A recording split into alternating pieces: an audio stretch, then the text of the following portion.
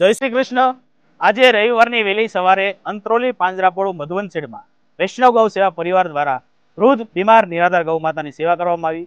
આજની સેવામાં એક ગાડી નિરણ દિશાબેન મુકેશભાઈ જાસોલિયા હાલ કેનેડા તેમના પરિવાર દ્વારા ગૌ માતાને અર્પણ કરવામાં આવે છે। દાતાજીનો ખૂબ ખૂબ આભાર।